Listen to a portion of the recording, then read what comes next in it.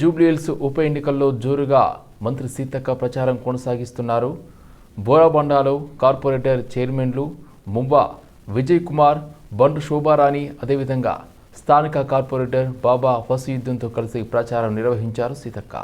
కాంగ్రెస్ అభ్యర్థి నవీన్ యాదవ్తో కలిసి ఇంటింటి ప్రచారం నిర్వహించిన మంత్రి సీతక్క ఉదయం కాంగ్రెస్ కార్యకర్తలకు అల్పాహారం వడ్డించి వారితో కలిసి బోరాబండాలో ప్రచారం ప్రారంభించారు మంత్రి సీతక్క. సీతక్క స్వయంగా కరపత్రాలు పంచుతూ కాంగ్రెస్ అభ్యర్థిని గెలిపించాలని ఓటర్లను విజ్ఞప్తి చేశారు. జూబ్లీహిల్స్లో బీఆర్ఎస్కు 3 సార్లు అవకాశం ఇచ్చినా అభివృద్ధి జరగలేదన్నారు. బీఆర్ఎస్ ఎమ్మెల్యే ఉన్నా కనీసం రేషన్ కార్డులు ఇవ్వలేదన్నారు.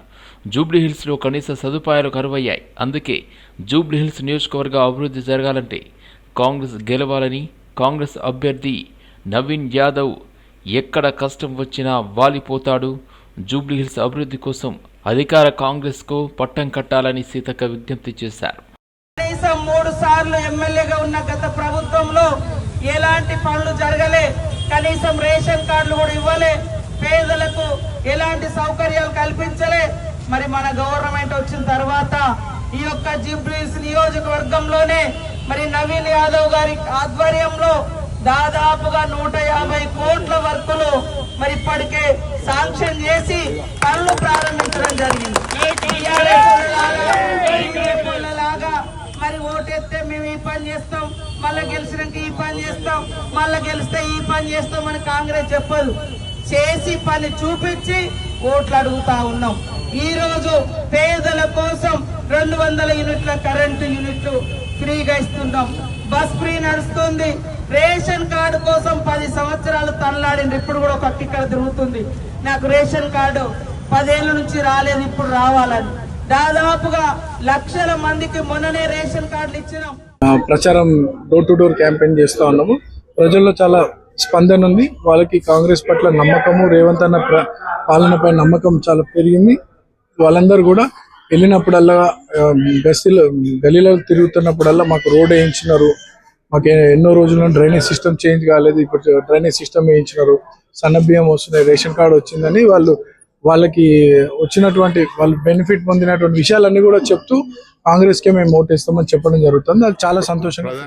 తెలంగాణలో చెక్ పోస్టుల రద్దు ఈ రోజు నుండి అమలు చేస్తూ జీవో జారీ చేశామన్నారు మంత్రి పొన్నం ప్రభాకర్. చెక్ పోస్టుల రద్దు చేస్తూ ప్రజల్లో అవగాహన కల్పించడానికి, ట్రాన్స్పరెంట్ ఆన్లైన్లో జరగడానికి చెక్ పోస్టులను రద్దు చేస్తూ 2 నెలల క్రితం నిర్ణయం తీసుకుని ఈరోజు చెక్ పోస్టులు పూర్తిగా మూసివేశామని, ఈ మూసివేత అమలు ఈ రోజు నుంచి కొనసాగుతుందని పొన్నామన్నారు. తెలంగాణలో ఈవీ పాలసీ తీసుకొచ్చిన తర్వాత 577 కోట్ల ట్యాక్స్ ప్రభుత్వం మినహాయించింది.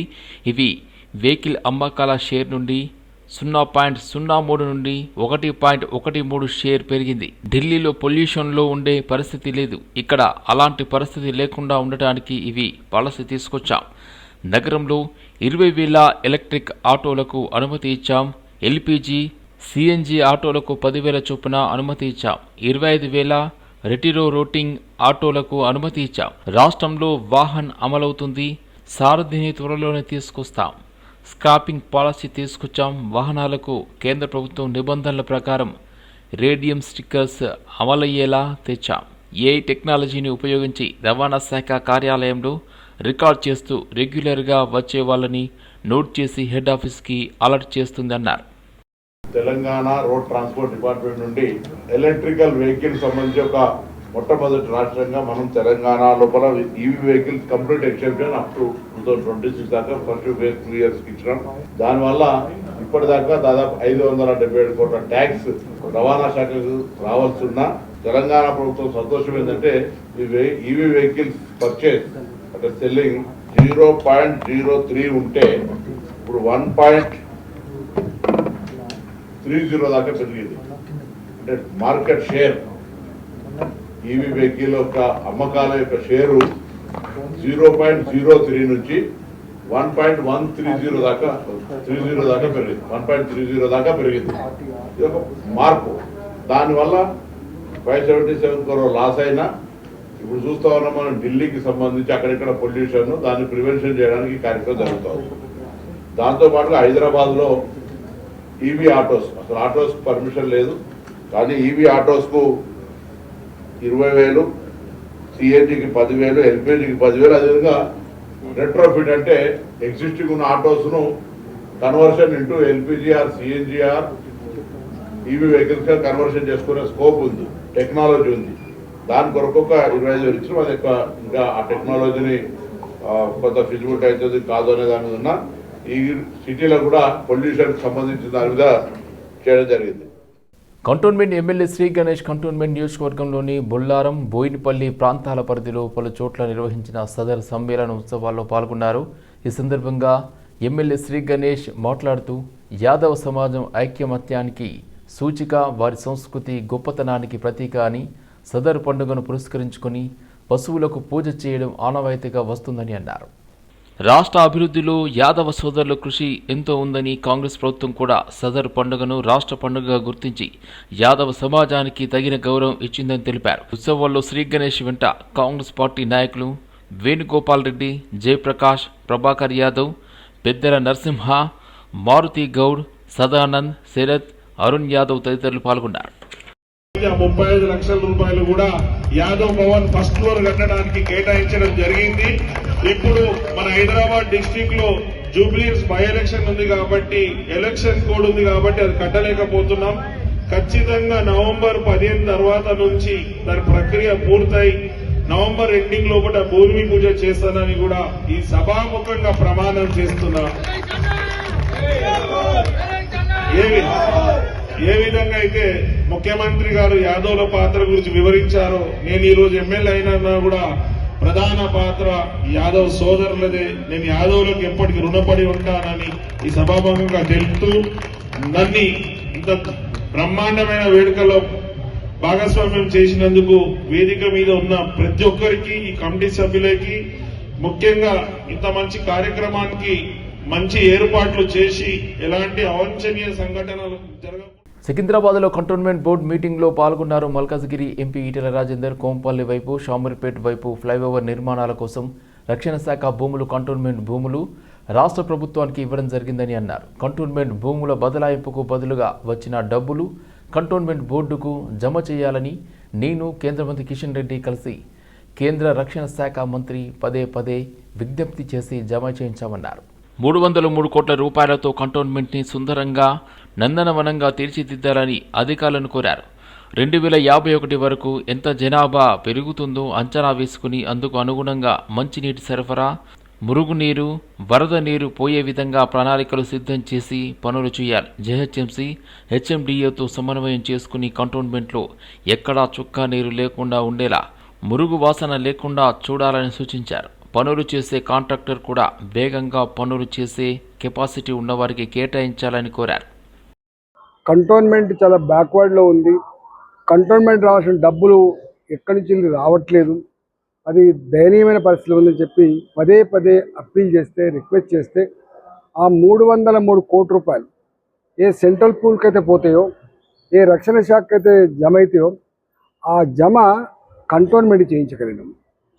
ఇవాళ కంటోన్మెంట్ భూములు పోవడం ద్వారా వచ్చిన 303 కోట్ల రూపాయలు కంటోన్మెంట్లో అనాదిగా అనేక సంవత్సరాలుగా వర్షాలు బాగా పడ్డప్పుడు మొత్తం మునిగిపోయేటువంటి కాలనీలు కానీ, ఇవాళ కంటోన్మెంట్లో పెరుగుతున్న జనాభాకు అనుగుణంగా సివరేజ్ లైన్ లేక మొత్తం పొంగి పొర్లుతున్నటువంటి కంపు కానీ, ఇవాళ ఎన్నో సంవత్సరాలకి చేసినటువంటి వాటర్ లైన్లు కానీ, అదేవిధంగా కంటోన్మెంట్లో కొంత ఇబ్బందికరమైనటువంటి బ్లాక్ స్పాట్స్ ఏవైతే ఉన్నాయో, పదే మునగడం, పదే డ్రైనేజ్ పొంగడం, పదే స్మెల్ రావడం, పదే తాగే నీళ్ళ పైప్ లైన్లు లీక్ అవ్వడం, ఈ సమస్య అవుతుందో ఇవన్నీ అడ్రస్ చేయాలని చెప్పి సైంటిఫిక్గా ఉండాలని చెప్పి 2051 వరకు, ఇవాళ జనాభా 4.5 లక్షలు ఉండొచ్చు, 5 లక్షలు ఉండొచ్చు, 2051 వరకు 10 లక్షల జనాభా అయినా 10 లక్షల జనాభా అయినా దానికి అనుగుణంగా తాగే నీళ్ళ పైపులని అప్గ్రేడ్ చేసుకోవాలి.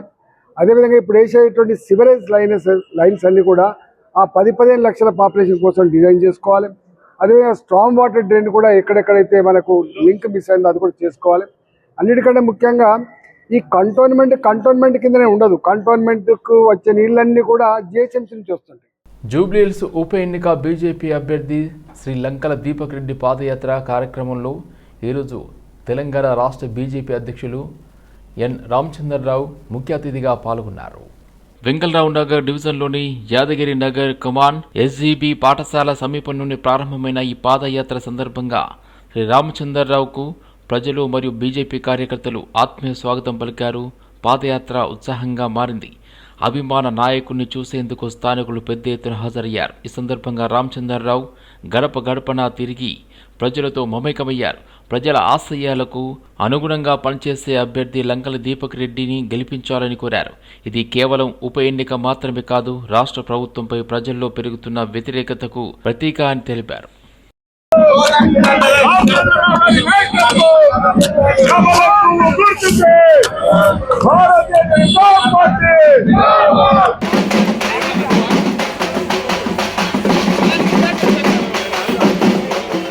ప్రజలు ఏ విధంగా అనుభవిస్తున్నారు ప్రాబ్లమ్స్ అనేది కళ్ళారా చూస్తే వారు అవక్కైతున్నారు.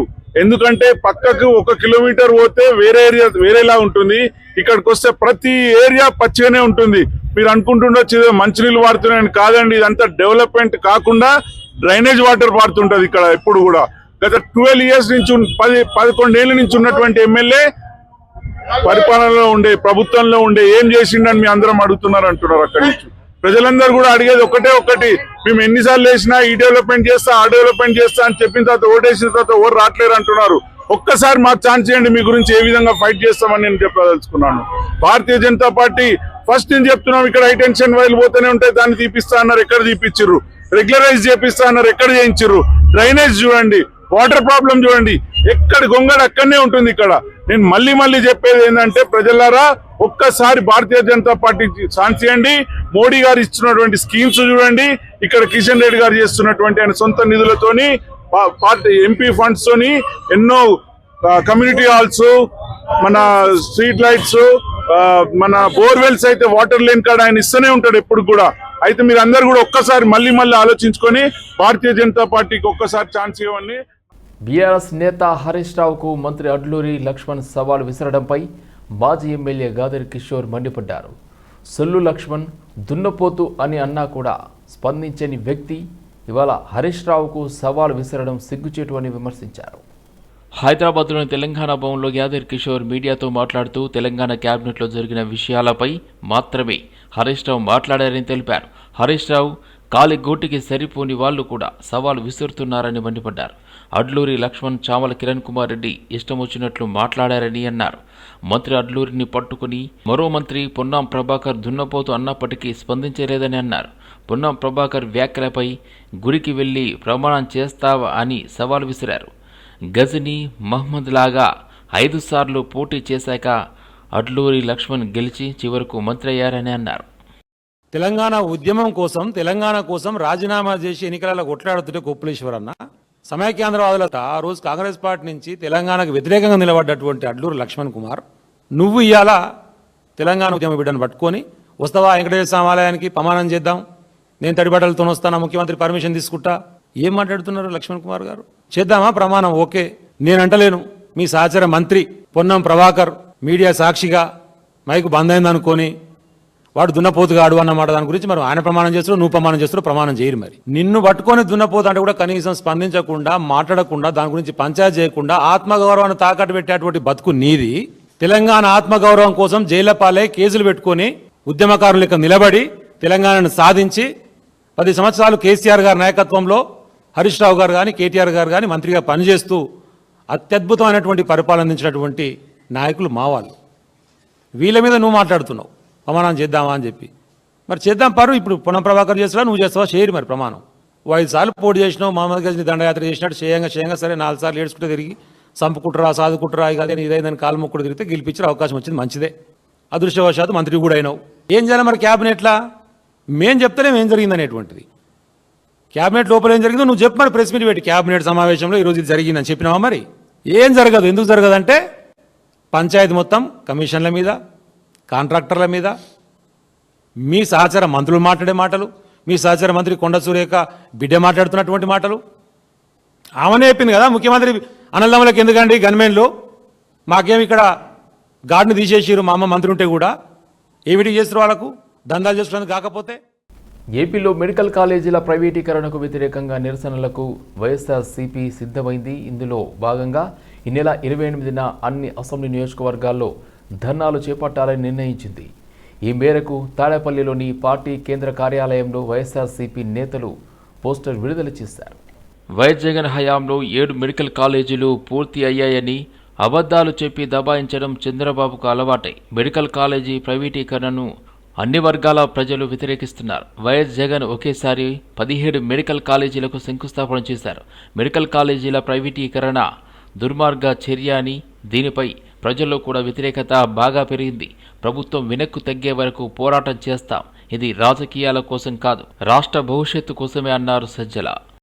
ప్రభుత్వ మెడికల్ కళాశాలలను ప్రైవేటు వ్యక్తులకు అప్పజెప్పే దుర్మార్గపు ఆలోచన చేసిన చంద్రబాబు కూటమి ప్రభుత్వానికి వ్యతిరేకంగా ఆ ప్రతిపాదనను ఇమ్మీడియట్గా ఉపసంహరించుకోవాలని, అలాగే జగన్మోహన్ రెడ్డి గారి హయాంలో మొదలుపెట్టిన 17 మెడికల్ కాలేజీలు పూర్తిగా ప్రభుత్వ రంగంలోనే కొనసాగాలని, ఈ డిమాండ్తో దీని గురించి ప్రజల్లో చైతన్యం తీసుకొచ్చి ఇప్పటికే ఏదైతే వ్యతిరేకత పెళ్ళుబుకి రాష్ట్ర వ్యాప్తంగా వ్యక్తం అవుతోందో అది సంతకాల రూపంలో 1 కోటి సంతకాలుగా తీసుకొని రాష్ట్ర గవర్నర్కు ప్రజల తాలూకు ఏదైతే అభిప్రాయం ఉందో బలంగా వినిపించాలని, ఈ కార్యక్రమం ఒక సంతకాల సేకరణ ఏదైతే జరుగుతూ ఉంటుందో అదే సమయంలో ర్యాలీలు ఈ వర్గాల నుంచి వచ్చే మద్దతును కూడగట్టుకుంటూ మేధావులు, విద్యార్థులు, యువకులు అందరినీ కలుపుకుంటూ భవిష్యత్ తరాలు ఎంత నష్టపోతాయో తెలిసే రకంగా ఓ పక్క ప్రచారం చేస్తూ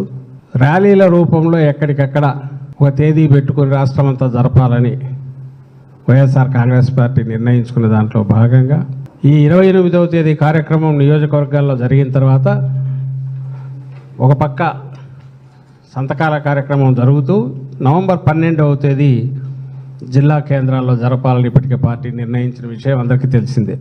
ఈ 28వ తేదీ ఆల్రెడీ నియోజకవర్గ కేంద్రాల్లో ఇప్పుడు మనం ఏదైతే రిలీజ్ చేస్తున్నామో అది ఆల్రెడీ ఇప్పటికే చెప్పింది అక్టోబర్ 28. నవంబర్ 12 ఏమో జిల్లా కేంద్రాల్లో జరుగుతుంది. పోలీసు వ్యవస్థలో వాడే అధునాతన ఆయుధాలు మరియు సామాగ్రిని ప్రజలు చూడాలనుకుంటే నేరుగా బాలానగర్ పోలీస్ స్టేషన్లో ఏర్పాటు చేసిన ఓపెన్ హౌస్కు వస్తే అవన్నీ వీక్షించే అవకాశాన్ని కల్పిస్తున్నారు పోలీసులు. పోలీస్ సంస్మరణ దినోత్సవాన్ని పురస్కరించుకొని నేటి నుండి ఈ నెల 31వ తేదీ వరకు పోలీసుల వారోత్సవాల పేరిట కార్యక్రమాన్ని నిర్వహించనున్నారు. నేడు బాలానగర్ డీసీపీ సురేష్ కుమార్ ముఖ్య అతిథిగా హాజరై ఓపెన్ హౌస్ కార్యక్రమాన్ని ప్రారంభించారు. పిస్టోల్ నుండి మొదలుకొని AK-47, గ్రానైడ్, స్నాపర్, అదేవిధంగా మిషన్ గన్స్ ప్రజలకు అనుగుణంగా వాటి వివరాలను తెలియజేస్తూ కార్యక్రమాన్ని ఏర్పాటు చేశారు. చుట్టుపక్కల ఉండేవారు ఈ అవకాశాన్ని సద్వినియోగం చేసుకుని సమాచారాన్ని తెలుసుకోవాలని కోరారు. గిఫ్ట్ వచ్చింది, మీకు పార్సల్ వచ్చింది మీ ఫోర్ తోటి, దాంట్లో ఒక 1 లక్ష అది రావాలంటే మీరు ఒక 2000 ఇవ్వాలి అంటున్నారు. మీరేమనుకుంటారు 2 లక్షల ఐఫోన్ కదా, 2000 కదా అని ఫస్ట్ 2000 ఇస్తారు. ఆ 2000 అతనికి ఫస్ట్ పెట్టుబడి. ఆ 2000 ఇచ్చాక మళ్ళీ లేదండి ఒక చిన్న ప్రాబ్లం వచ్చింది, ఈ 2000 కాదు ఇంకొక 2000 వేయండి అంటారు. ఆల్రెడీ మీ ఎంత ఉన్నాయి అక్కడ 2000 ఉన్నాయి, ఇంకా 2000 ఉన్నాయి కదా, మళ్ళీ 2 కదా అని చెప్పేసి మళ్ళీ ఆ డబ్బులు కూడా పోతున్నామని 2 ఇస్తారు. ఎంత అయినాయి 4. మళ్ళీ ఫోన్ చేస్తారు. ఫోన్ చేసి లేదు మళ్ళీ ఈసారి కస్టమ్స్ నుంచి ఇంకా పెద్ద ప్రాబ్లం వచ్చింది, అక్కడ ఫీజులు పెంచారు, మళ్ళీ ఒక 3000 ఇవ్వండి అంటారు. మీరేం ఆలోచిస్తారు? ఆల్రెడీ ఎంత ఇచ్చినారు? 4000 ఇచ్చినారు. ఆ 4 పోతాయేమని ఇంకొక 3 ఇస్తారు. ఈ రకంగా కోట్ల రూపాయలు పోగొట్టుకున్న వాళ్ళు కూడా ఉన్నారు. 2000 రూపాయలతో స్టార్ట్ చేసి 3000, 10,000, లక్ష, ఇంకా అలాగా. ఎందుకు? ఫస్ట్ కొద్దిగా అమౌంట్ పోద్ది కదా, అది పోద్దామని ఇంకోటికి ఇస్తాం, అది పోద్దామని ఇంకోటికి ఇస్తాం, అలాగా. అదే వాళ్ళ పెట్టుబడి. సైబర్ క్రిమినల్స్కి పెట్టుబడి ఏంటి అంటే వాళ్ళకి మన ఆశ.